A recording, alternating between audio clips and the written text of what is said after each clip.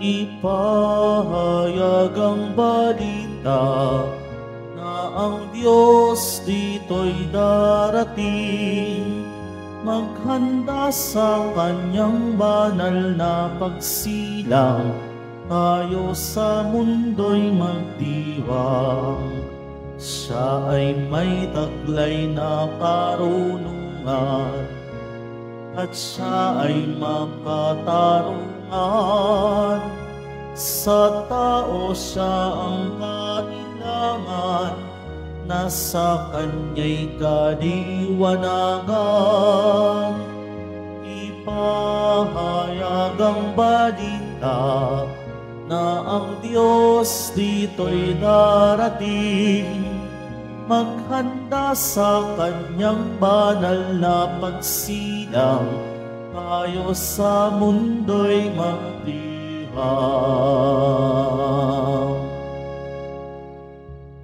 Sa ngalan ng Ama at ng Anak at ng Espiritu Santo. Amen. Ang pagpapala ng ating Panginoong Jesucristo, ang pag-ibig ng Diyos Ama, at ang pagkakaisa ng Espiritu Santo na ba'y sumainyong lahat.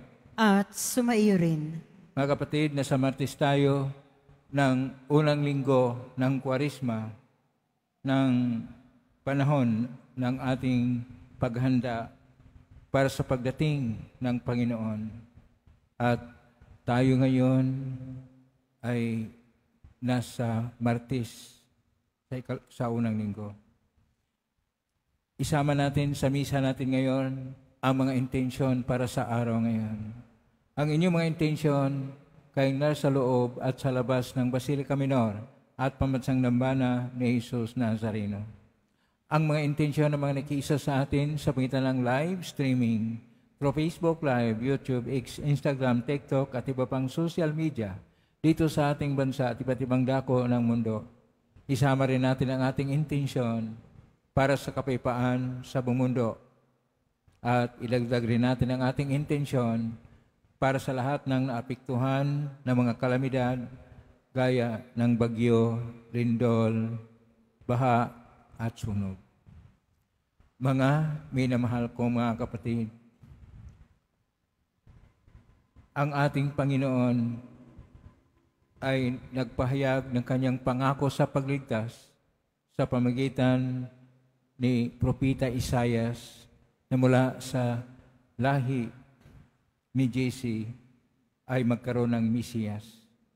Sa ating Ebanghelyo, tinuturuan tayo ng ating Panginoon na magkaroon ng pagpakumbaba upang tayo ay tumatalima sa kalooban ng Diyos at mamuhay ayon sa Ebanghelyo ng ating Panginoon. Sa mga sandali na tayo ay hindi tumatalima sa kanyang kalooban o dahil sa ating iba't ibang suliranin, tayo napalayo sa Diyos. Kaya dumulog po tayo sa aming Panginoong nagpapatawad ng lubos. Sinugong tagapagpagaling sa mga nagsisisi, Panginoon, kaawaan mo kami. Panginoon, kaawaan mo kami. Dumating na tagapag-anyayang mga makasalanan ay magsisi, Kristo, kaawaan mo kami. Kristo, kaawaan mo kami. Nakaluklok ka sa kanan ng Diyos Ama para ipamagitan kami, Panginoon, kaawaan mo kami. Panginoon, kaawaan mo kami. Kaawaan tayo makapangyarihang Diyos, patawarin tayo sa ating mga kasalanan, at patnubayin tayo sa buhay na walang hanggan. Amen. Manalangin tayo. Ama naming makapangyarihan, kalugdan mo ang aming mga kahilingan at tulungan mo ang mga nasa kagipitan upang magkaroon ng lakas ng loob na di masadlak sa mga lumipas kapag nasa piling na iyong darating anak-anak. Sa pangitan niya, kasama ng Espiritu Santo, magpa sa walang hanggan. Amen. Magsiupo ang lahat.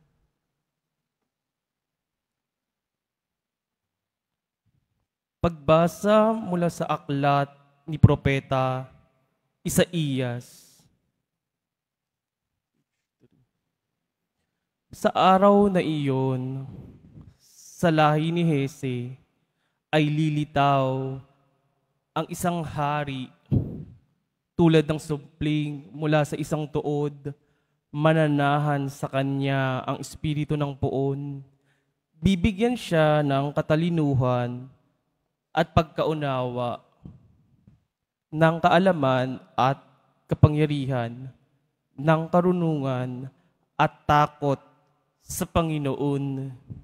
Kagalakan niya ang tumalima sa poon.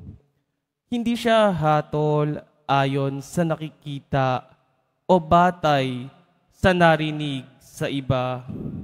Bibigyan niya ng katarungan ang mga dukha. Ipagtatanggol ang karapatan ng mga kawawa. Ang salita niya ay parang tungkod na ipapalo sa malulupit. Ang hatol niya ay kamatayan sa masasama. Katarungan at katapatan ang paiiralin niya sa kanyang pamamahala. Maninirahan ang asong gubat sa piling ng kordero. Matutulog ang leopardo sa tabi ng batang kambing. Magsasama ang guya at ang batang leon. At ang mag-aalaga sa kanila'y batang paslit. Ang baka at ang oso'y magkasamang manginginain. Ang mga anak nila'y magkakatabing matutulog. Kakain ng damo ang leon na animoy toro. Maglalaro ang batang pasususuhin sa tabi ng lungga ng ahas. Hindi maano ang bata kahit laruin ang ulupong. Walang mananakit o mamiminsala sa nasasaklaw ng banal na bundok, sapagkat kung paanong puno ng tubig ang karagatan, laganap sa buong lupain ang pagkakilala sa Panginoon. Sa araw na iyon, isisilang ang hari mula sa lahi ni Hese, ang magiging palatandaan para sa mga bansa. Ang mga bayay tutungo sa banal na lungsod upang parangalan siya at magiging maningning ang kanyang luklukan. Ang salita ng Diyos. Salamat sa Diyos. Mabubuhay siyang marangal at sasagana kailanman. Mabubuhay siyang marangal at sasagana kailanman. Turuan mo, yaong haring humatol ng katwiran, sa taglay mong katarungan, O Diyos, siya'y bahaginan, upang siya'y maging tapat, mamahala sa iyong bayan, at pati sa mahihirap, maging tapat siyang tunay. Mabubuhay siyang marangal at sasagana kailanman. Yaong buhay na matuwid sa kanyang kapanahunan, madama ng bansa niya at umunlad habang buhay. Yaong kanyang kaharian ay palawak ng palawak mula sa ilog Euphrates, sa daigdig ay kakalat. Mabubuhay siyang marangal at sasagana kailanman. Kanya namang ililigtas ang sinumang tumatawag, lalo yaong nalimot ng mga taong may hirap. Sa ganitong mga tao'y siya'y lubhang nahahabag. Sa kanila tumutulong upang sila ay maligtas. Mabubuhay siyang marangal at sasagana kailanman. Nawa yaong kanyang ngalan ay wag nang malimutan, manatiling laging bantog na katulad nitong araw. Nawa siya ay purihin ng lahat ng mga bansa at sa Diyos silang lahat dumalangin. Hari nawa pagpalain kaming lahat tulad niyang pinagpala. Mabubuhay siyang marangal at sasagana kailanman. Magsitayo po ang lahat.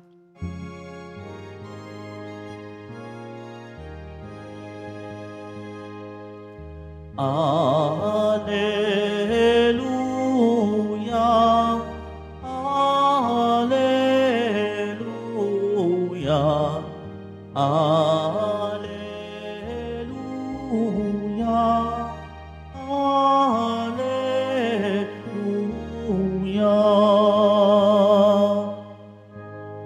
Panginoon ay darating, bibigyan niya ng paningin mga bulag na gagaling. Alleluia,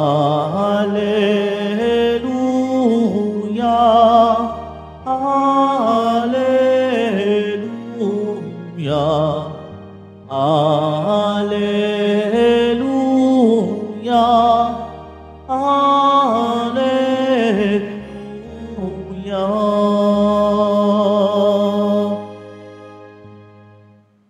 Sumainyo ang Panginoon. At sumaiyo rin. Ang mabuting balita ng Panginoon ayon kay San Lucas. Papuri sa iyo, Panginoon.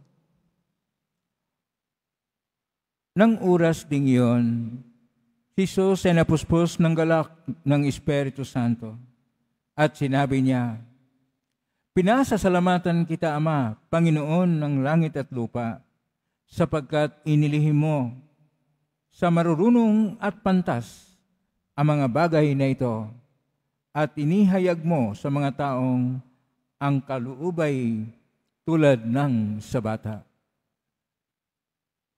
Oo, Ama, sapagkat gayon ang ikinalulugod mo. Ibinigay sa akin ng aking Ama ang lahat ng bagay. Walang nakakikilala sa anak kundi ang Ama. At walang nakakikilala sa Ama kundi ang anak. At yaong marapating papahayagan ng anak." Humarap si Jesus sa mga alagad at sinabi na di narinig ng iba, "Mapalad kayo, sapagkat nakita ninyo ang inyong nakikita ngayon.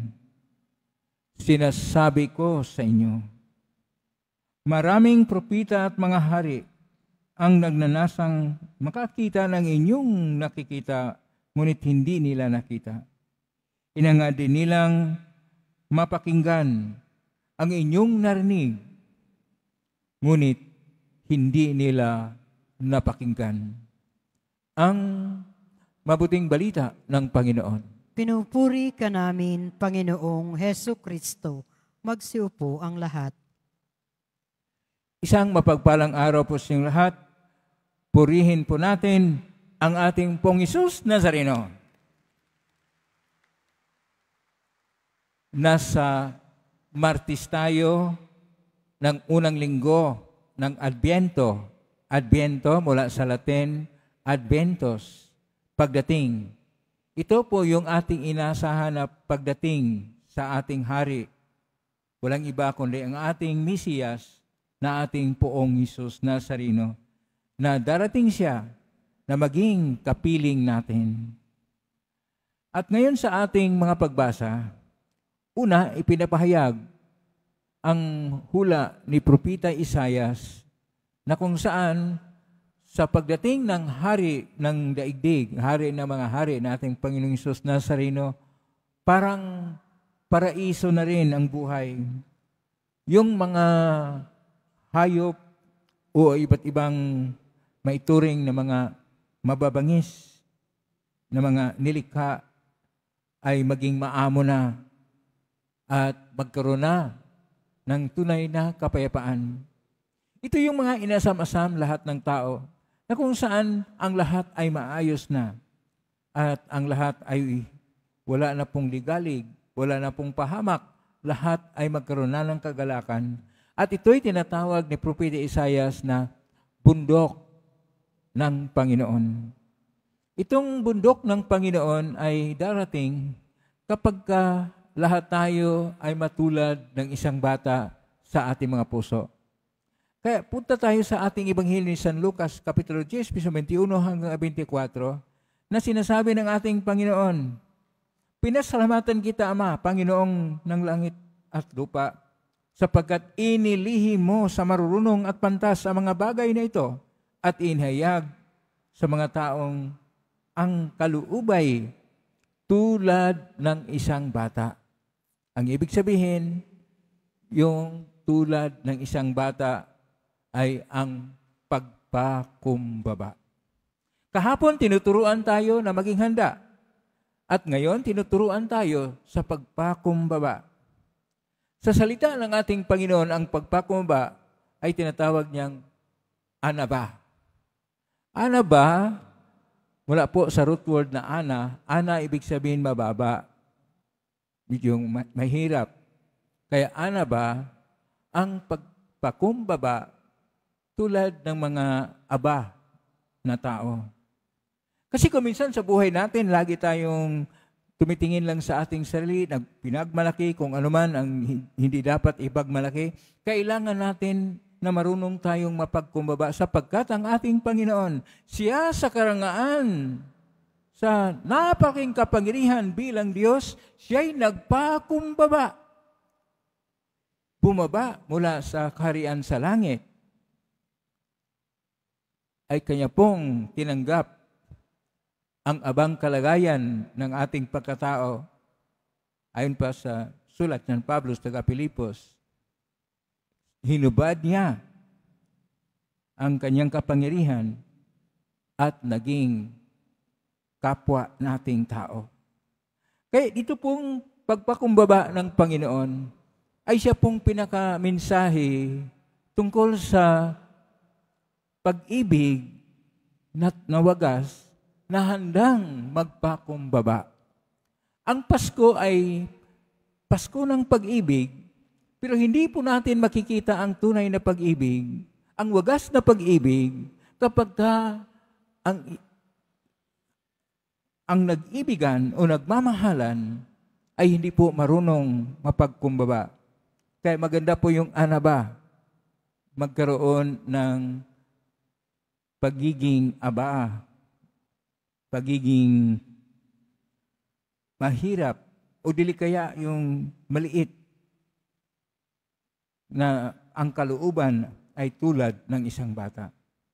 Pero dahil ang ating Ebanghelyo ay hindi naman nakasulat sa Hebreo, nakasulat sa Koinoko ng Grigo, ang pagpakumbaba po ay tapinotita, na nasalin naman sa Latin, modestia. Pero dahil nagkaroon rin tayo ng ating kultura sa Espanyol, pagdating ng mga misyonero sa ating bayan, ipinapahayag ang pagpakumbaba na humildad. At para sa atin, ang pagpakumbaba ay naging bahagi na rin sa kultura nating Pilipino. Hindi pa man dumating ang ibang mga lahi dito sa Pilipinas, mapagkumbaba na rin tayo. Hindi ba kapag tayo magsalita, mayroon tayong tinatawag na po, o kaya pag lapit sa bahay, tao po. Mayroon tayong ibig sabihin na paggalang sa tao naroon sa bahay. At ang mga bunsong kapatid ay naturuan na igalang ang kanilang mga ate at kuya, at ang mga anak, ang mga nasa babang kalagayan ay magmano sa nakakatanda sa kanila. Ito po ay pagpapahayag ng pagpakumbaba na bahagi na rin sa ating kultura ang mapagkumbaba. Sapagkat kung mawalan tayo ng pagpakumbaba, maging tao po tayong maambisyon at tumitingin lang sa ating sarili. Ipinagmalaki natin ang ating sarili at dahil sa matinding pagnanais at napakalaki na ambisyon, kuminsan matuto ang tao na gumawa ng mga hindi kayayang bagay. Kaya ang mga korupsyon sa bayan o dili kaya ang mga iba't ibang mga ginagawa na hindi karapat-dapat gawin ay nangyayari dahil nawala na ng mitiin ng pagpakumbaba. Una sa lahat, paano ba mapagkumbaba? Ang pagpakumbaba ay ang pagpatotoo at pagtanggap ng ating sarili. Kahit sino man tayo, anuman ang ating kalagayan. Kaya ang pagpakumbaba, hindi po na ikaw ay walang-walang silbi na. Ang pagtanggap sa tunay na sarili natin, na wala po tayong ipinagmalaki at wala tayong sobra o kulang na binigay tungkol sa ating sarili. Pangalawa, ang pagpakumbaba ay siyang pagrespeto o paggalang sa kapwa. Kahit sino man na tao, mayroon tayong paggalang at ang paggalang natin ay nadagdagan pa na may pagtingin ng pagmamahal sa ating kapwa, marunong po tayo mapagkumbaba. Dahil tinatanggap natin ang ating kapwa at bukas ang ating mga puso sa pagtanggap sa kanila. Bukas din ang ating pag-iisip na tanggapin ang kanilang mga ideya at mga opinyon. Pangatlo, ang pagpakumbaba ay ang mamuhay na matuwid.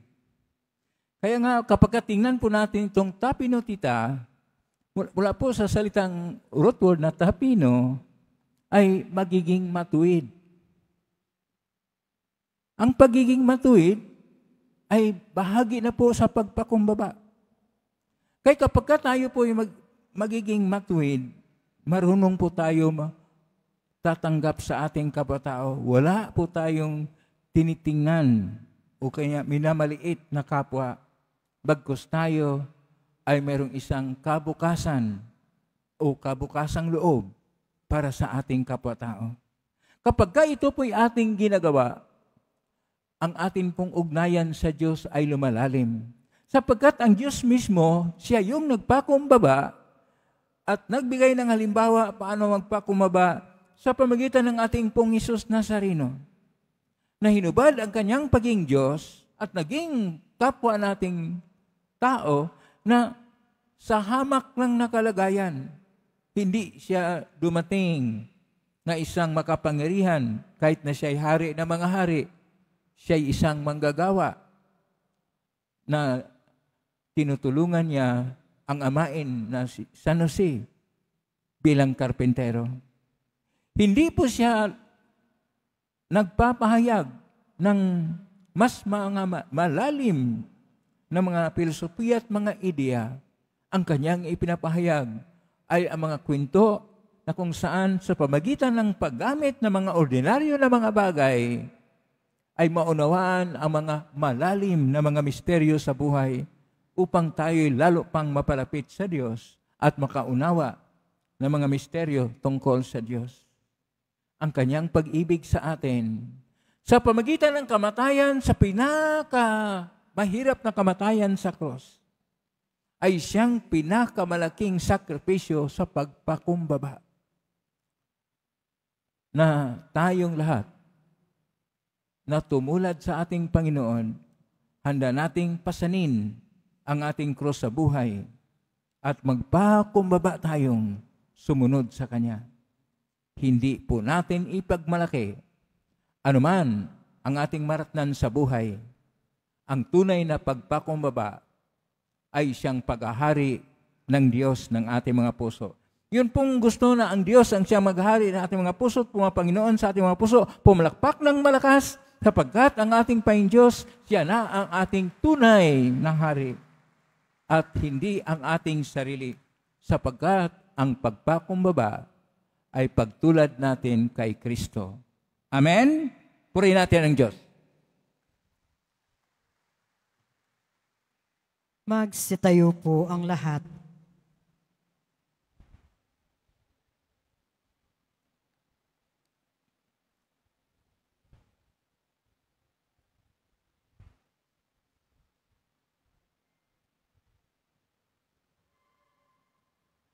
Oratio Imperata para sa katapatan, katotohanan at katarungan. Amang makapangyarihan sa lahat, ikaw ang gumabay sa iyong bayan mula sa pagkaalipin bilang haliging ulap sa araw at haliging apoy sa gabi. Sa panahong ito ng panlilinlang at katiwalian na bumabalot sa aming bayan, ipamalas mo sa amin ang iyong liwanag na nagtataboy sa lahat ng dilim. Inaamin naming kami rin ay madalas lumalakad sa kadiliman, sa aming pananahimik, pagkikibit balikat at kawalang pakialam. Hinayaan naming lumaganap ang kasinungalingan at umusbong ang katiwalian. Patawarin mo kami, Panginoon, at linisin mo ang aming mga puso sa kasalanang bumubulag at sumisira, kasalanang umaagaw ng pagkain sa mahihirap at ng pag-asa sa buong bayan. Ipagkaloob mo sa amin ang mga pinunong kawangis ng puso ng iyong anak, mga pastol na handang maglingkod, hindi mga lobong sumisila.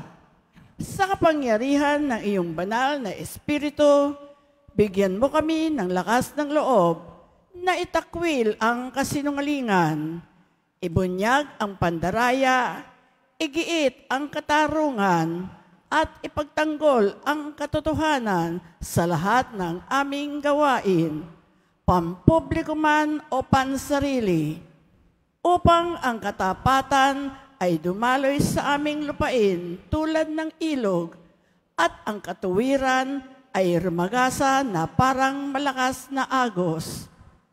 O Diyos ng katarungan at habag, gawin mong ubasan ng kabutihan ang aming bayan, hindi lason ng kasakiman, manipulasyon at pagkamakasarili, kundi pagyamanin ng katapatan, malasakit at pag-ibig. Hinihiling namin ito sa pamamagitan ni Kristo na aming Panginoong Amen. Amen. Maria, salamin ng katuwiran, Ipanalangin mo kami. San Miguel Arcangel, Ipanalangin mo kami. San Lorenzo Ruiz at San Pedro Calungsod, Ipanalangin mo kami. Magsiupo ang lahat.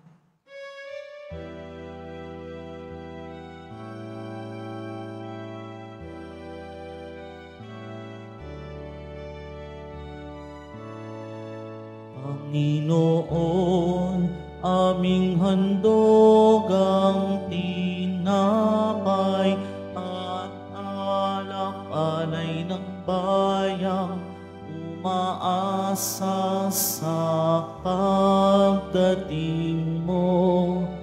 Gayon din aming hinahanda ang aming puso upang dito'y manahan ka sa pagdating mo. Magsitayo po ang lahat. Manalangin kayo kapatid upang paghahain natin ay kalugdan ng Diyos Amang makapangyarihan. Tanggapin nawa ng Panginoon itong paghahain sa iyong mga kamay, sa kapurihan niya at karangalan, sa ating kapakinabangan at sa buong sambayanan niyang banal. Ama naming lumikha, kalugdan mo ang aming mga panalangin at alay. Sa anumang kakulangan ng aming abang na kayanan, naway ang pag-ibig mo ang magbigay kapupunan sa pangitan ni Jesucristo kasama ng Espiritu Santo, magpa sa walang hanggan. Amen. Sumainyo ang Panginoon. At sumaiyo rin. Taas sa Diyos ang inyong puso at diwa. Itinaas na namin sa Panginoon. Pasalamatan natin ang Panginoong ating Diyos. Marapat na siya ay pasalamatan. Ama namin kaparingan, tunay marapat ni kay aming pasalamatan sa pangitan ni Jesucristo na aming Panginoon. Siya isinugo mo upang matupad ang iyong magandang balak para sa lahat. Hindi niya ikanahiyang mamuhay ng mahirap upang mapakisimahan niya kaming matapat. Siya ay naging hindi na iba sa amin upang maitampok niya kami sa iyong piling. Sa kanyang lantarang muling pagdating, ang pakikisama niya ay puspusang magniningning at ang pangako niyang kapanapanabik ay nasahan naming lubos na makakamit. Kaya kaisa namang si awit ng papuri sa umpay sa kalangitan, kami nagbubunyi sa kadakilaan. Santo, Santo, Santo, Panginoong Diyos ng mga hukbo, napupuno ang langit at lupa ng kadakilaan mo. O sana sa kaitaasan, pinagpala ang naparirito sa ngalan ng Panginoon. O sana sa kaitaasan, magsiluhod po ang lahat. Ama naming banal, ikaw ang bukal ng tanang kabanalan. Kaya sumitan ng Espiritu yung banal, makalob na ito pang para sa aming maging katawan at dugo ng aming Panginoong Jesucristo. Bago niya pinagtiisang kusang loob na maging handog, hinawakan niya ang tinapay, pinasalamatan kanya, pinaghati-hati niya yon, iniabot sa kanyang malagad at sinabi, tanggapin ninyong lahat ito at kanin. Ito ang aking katawan na ihandog para sa inyo.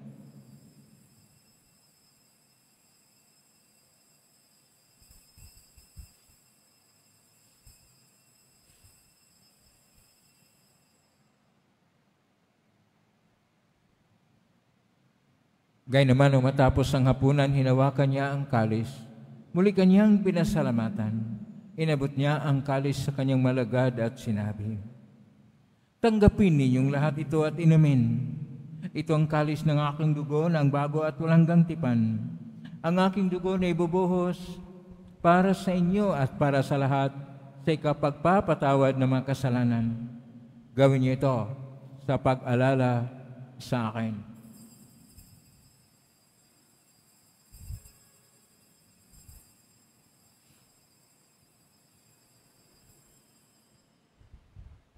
Magsitayo po ang lahat. Ang misteryo ng pananampalataya. Si Kristo'y namatay, si Kristo'y nabuhay, si Kristo'y babalik sa wakas ng panahon. Ama, ginagawa namin ngayon ang pag-alala sa pagkamatay at muling pagkabuhay ni anak, kahit naalay namin sa iyo ang tinapay nagbibigay buhay at ang kalis na nagkakaloob ng kaligtasan. Kami nagpapasalamat dahil kami minarapat na tumayo sa harap mo para maglingkod sa iyo. Isinasamo namin kami magsasalo-salo sa katawan at dugo ni Kristo ay mabuklod sa pagkakaisa sa pamagitan ng Espiritu Santo. Ama, lingapin simbahang laganap sa buong daigdig.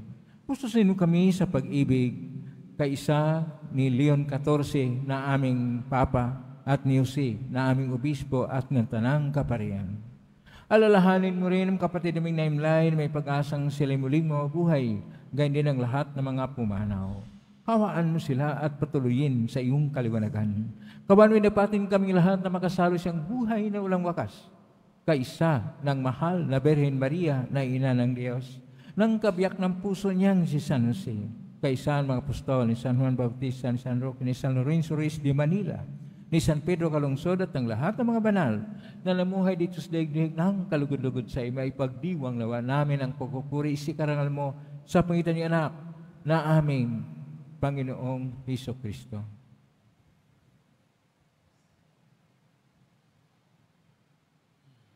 Sa pamamagitan ni Kristo, kasama niya at sa Kanya, ang lahat ng parangal at papuri ay sa iyo, Diyos amang makapangyarihan, kasama ng Espiritu Santo, magpasawalang hanggan.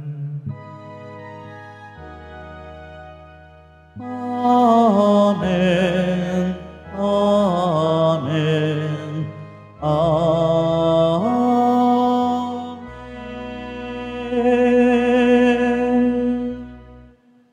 Sa tugubilin naman nagaling na utos, sa turo ni Jesus na Panginoon natin at Diyos, ipahayag natin ng lakas loob.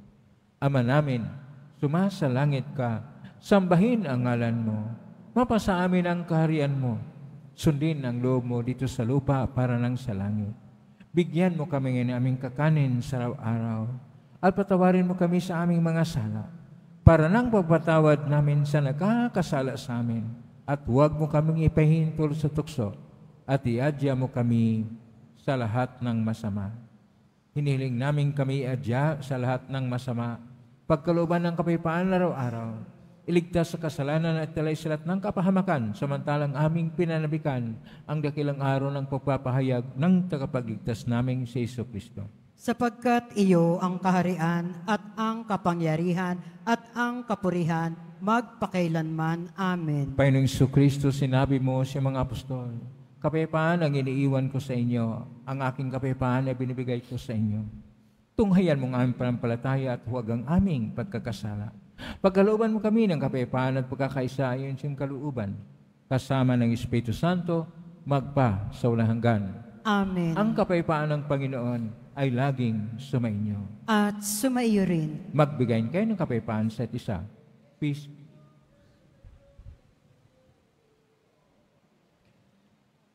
Kordero ng Diyos na nag-aalis ng mga kasalanan ng sanlibutan, maawa ka sa amin. Kordero ng Diyos na nag-aalis ng mga kasalanan ng sanlibutan, maawa ka sa amin. Kordero ng Diyos na nag-aalis ng mga kasalanan ng sanlibutan, ipagkaloob mo sa amin ang kapayapaan. Magsiluhod po ang lahat. Ito ang kordero ng Diyos. Itong nag-aalis na makasalanan ng sanlibutan. Mapalad ang mga inaanyayahan sa piging ng kordero. Panginoon, hindi ako karapat-dapat na magpatuloy sa iyo, ngunit sa isang salita mo lamang ay gagaling na ako.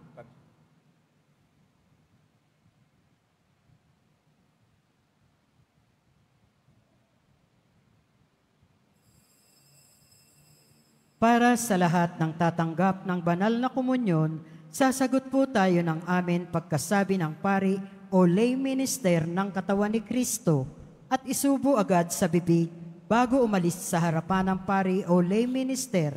Sumunod po tayo.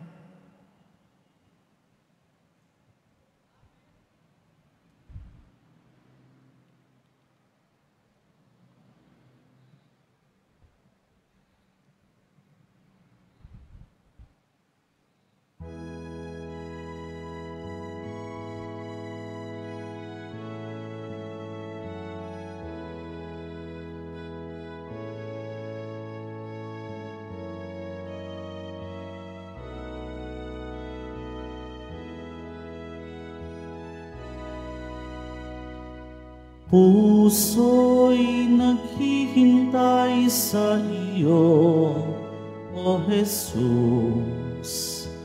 Buhay handa na sa iyong pagdating. Ikaw ang pag-asa at ang kaligtasan ng mga dukha at ng makasalanan.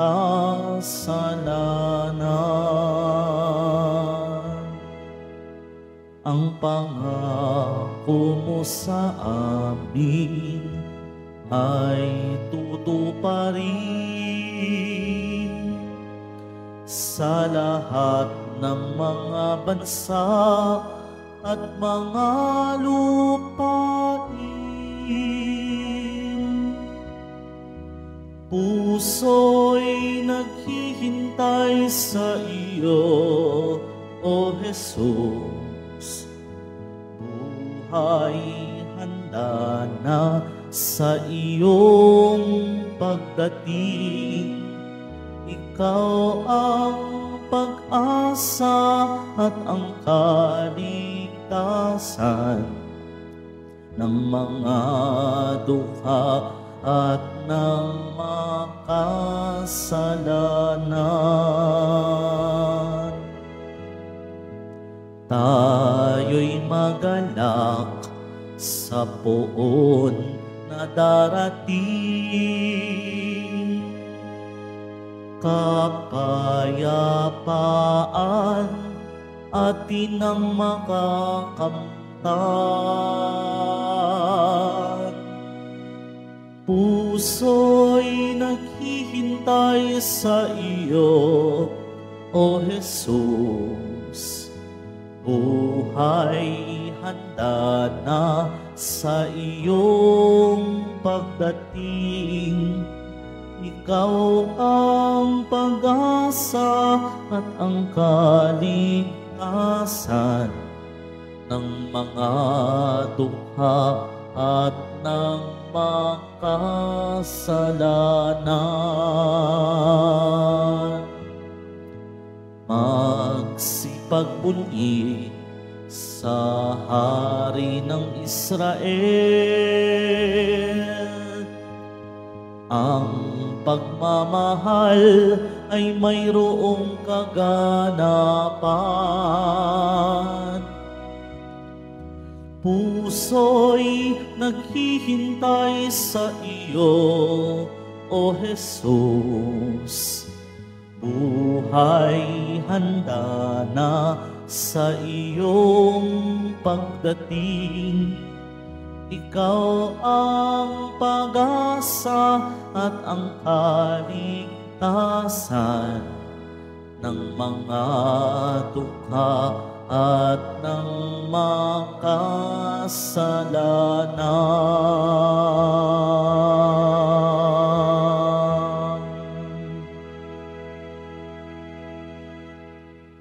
Announcement. Ang lahat po ay inanangyanan, lalo na ang mga may sakit, may karamdaman sa ating healing mass and service sa darating ng December 4, 2025, Huwebes sa ganap na ika-6 ng gabi. Makiisa po tayo. Mga kadeboto, mabibili pa rin po sa ating Parish Office ang Nazareno Images at Nazareno Novena and Prayer Booklet in English or Tagalog. Available na po ang official na kalendaryo para sa taong 2026 ng ating parokya. Sa mga nagnanais bumili, maaari kayong magtungo sa ating parish office. Ito po ay nagkakahalaga ng 50 pesos. Pagkatapos ng misa, babasbasan po ang lahat ng banal na tubig. Pinakikiusapan ang lahat na manatili lamang muna sa inyong mga lugar. Tanging sa Quezon Boulevard o Plaza San Juan lamang ang labasan ng lahat. Sumunod po tayo. Maraming salamat po sa inyong pagdalaw at pagsisimba sa Basilica Minor at Pambansang Dambana ni Jesus Nazareno. Magsitayo na po ang lahat. Manalangin tayo, Ama naming mapagmahal, kaming pinapakinabang mo sa iyong banal na sarusalo, ay turuan mong kumilala sa layunin ng iyong mga nilikhang bagay na dapat naming gamitin upang kami ay sumapit sa iyong piling. Sa pangitan ni Jesucristo kasama ng Espiritu Santo, magpa sa walang hanggan. Amen. Maraming salamat po sa iyong pagdalaw sa tahanan ng ating pong Jesus Nazareno. Kay mga narito, kami naugnay sa iba't ibang social media platform o cross-posting sa iba't ibang paraan. Naway ang inyong panalangin ay dinggin ng poong Jesus Nazareno. Salamat po sa lahat na nagbigay ng tulong sa Quiapo Church upang makatulong ang Quiapo Church sa kapwa nating mga hirap at nangangailangan. Salamat po sa iyong tulong, pagpalain kayo ng Diyos. Salamat sa lahat mga naglilingkod ngayon, pagpalain kayo lagi ng pong Jesus Nazareno. Tayong lahat ay tinatawag na mapagkumbaba tulad ng ating Panginoong Isus upang tayo makatanggap ng biyaya mula sa Panginoon, biyayang siksik-liglig at nag-uumapaw.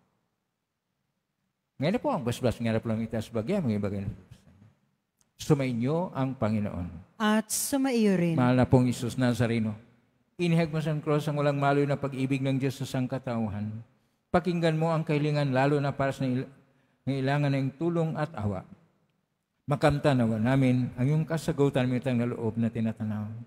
Pasasanay po ninyo ito mga imahin at dasalan upang lalo kaming manalangin at magtiwala. Sa pangitan ng benisyon ito, naway lalo kaming maging mapaglingkod, masunurin at tapat sa iyo, na imulating Panginoon magpa sa walang hanggan.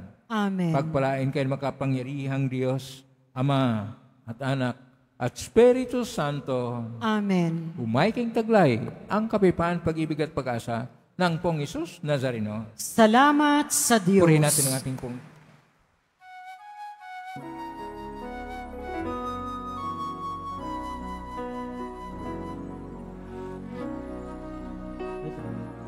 Nazareno, sinasamba ka namin. Pinipintuho ka namin. Aral mo ang aming buhay at kaligtasan. Cristo Padre Jesus Nazareno, iligtas mo kami sa kasalanan. Ang krus mong kinamatayan ay sagisag ng aming kaligtasan. Nuestro Padre Jesus Nazareno, dinarangal ka namin. Nuestro Padre Jesus Nazareno, niluwalhati ka namin. Nuestro Padre Jesus Nazareno, dinarangal ka namin. Nuestro Padre Jesus Nazareno, niluluwalhati ka namin.